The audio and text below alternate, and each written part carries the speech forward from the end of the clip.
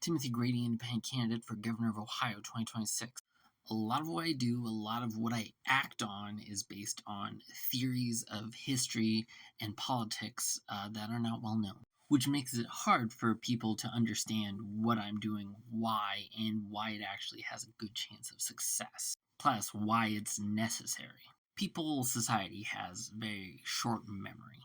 Obviously, it's very hard to think in terms of 40, 50, 80, 100 years. Just if something has been the same sort of way for a decade, maybe 2 decades, it becomes very hard to believe that it could change dramatically or be different. But history isn't a particularly linear progression. It turns on a dime, and recent trends are not necessarily predictive of future trends. One concept that is extremely important to what I'm doing and why is party systems. And no, that's not the two-party system. The term party system is used to describe the alignment and ideology of parties and their supporters at any given time in American history. So basically, periods of relatively stable coalitions supporting each of the two parties, and the two parties may change. So the first party system, you may remember learning in school, it's the Federalists and the Democratic Republicans, which was basically about federalism and what national government should be. The second party system is Democrats versus Whigs, plus national Republicans before they were the Whigs, so Andrew Jackson pre-Civil War time. Then the Whigs collapse, and we get ourselves the third party system, Republicans versus Democrats, during the Civil War and Reconstruction era. And we have the fourth party system, which is kind of forgettable. Maybe it's the progressive era. It's like 1890s to just before the Depression. Still Republican versus Democrat, of course, although the Populist Party, the Progressive Party, these existed, got merged in, had big impacts. Then the fifth party system, which should be more familiar to you all, is the New Deal FDR era of kind of large government investment, sort of initial establishment of a welfare state. Keynesianism, really, dominated by Democrats in, again, Democrat versus Republican era. Then we have the six-party system, which is our most recent party system. This can really be understood kind of as Reaganism, but it involves realignment of the South from a Democratic stronghold to a Republican stronghold.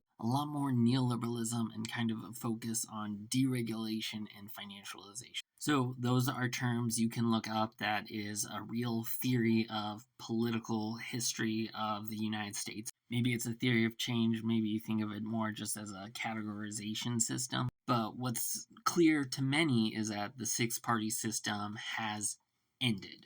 The changeover is usually precipitated by a crisis. I would place it personally at the 2008 financial crisis. I think that's really when the six-party system fell apart. Coalitions changed. People lost faith in politics as it was. And you saw the rise of the Tea Party movement taking over the Republican Party, the rise of the Occupy movement, which did nothing, but it was symptomatic of something. Then you saw the rise of Bernie Sanders, the rise of Donald Trump, and then that has come to dominate so much of our politics. Old coalitions are breaking down. The Democratic Party is now full of a bunch of former neocon Republicans looking for safe haven from Donald Trump, who are now adopting culturally liberal viewpoints that are more extreme than half the Democratic Party. It's a crazy time. But I would not say the seventh party system has been established. Rather, we are in what is known as a de-alignment period, where the old alliances, old commitments are breaking down, but the new coalitions haven't clearly formed and stuck, which is why you see between the 2016 and the 2020 and then the 2024 presidential elections, coalitions, demographic vote swings that are huge. Trump did amazingly better than most Republicans in recent history among Hispanic voters in 2024. Trump did very well among young voters in 2024. College-educated voters, which 15, 20 years ago used to dominate the Republican Party, have now shifted heavily to the Democratic Party. Labor union voters are shifting hard towards Trump. And if you've paid any attention to the last 10 years of politics, which frankly it's impossible not to, it's pretty relentless, we appear to be in a period dominated by Donald Trump. He is the force behind all of our politics. It's either pro-Trumpism or anti-Trumpism. That's pretty much it. People may recall that a lot of Bernie Sanders supporters were also Donald Trump supporters, that they shared many common messages, mostly anti-establishment populism. So because we are in this de-alignment period, we have the opportunity to form new coalitions, new ideologies, get a new kind of politics, and that is kind of what we're setting up. That is an opportunity. That's why I believe that my politics, what I'm trying to do, trying to build a new party for the center, for independence, for the 70% of us that feel left behind, I think that's possible. It can succeed right now. I think that's different from trying to do this 20 years ago, 30 years ago. The other reason why I am doing this, why I'm subjecting myself to campaigning, the other reason why I'm doing this is because I fear the seventh party system is already being well established. And rather than being something good that can unite the country and lead us forward for the next 40 or 50 years, it's actually something very bad, very destructive, very un-American. And that is this illiberal, anti-liberty populism, anti-establishment demagoguery that is being typified by Trump and MAGAism, but is also very prominent on the left and in the Democratic Party now. To me, Trump has basically helped set the terms for the seventh party system.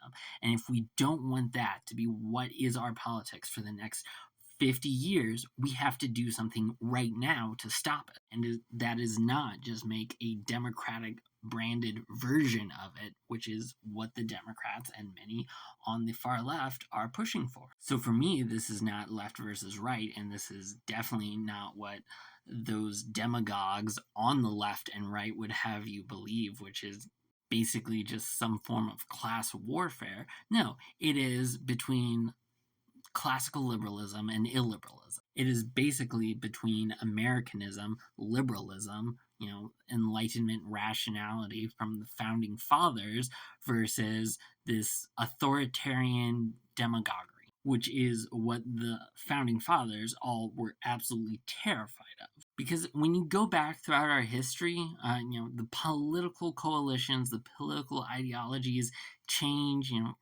Keynesianism, New Dealism to Reaganism, progressivism before that. But all of these were fundamentally liberal political ideology. That is the common thread throughout American history. Ideologies that have centered the individual, have centered liberty, have centered guaranteed rights as the basis. Modern politics is attempting to erode that. It is attempting to erase the individual and create broad classifications that people can be categorized and punished for. It is attempting to create mob rule. It is attempting to create a government that will extinguish the individual for the greater good. That can say there is only one good, and it is whatever we decide. It seeks to place more and more power within the hands of government and within the hands of the few to enact not just broad legal policy, but to enact economic policy, to enact cultural policy, to control all of our institutions at almost a micro level.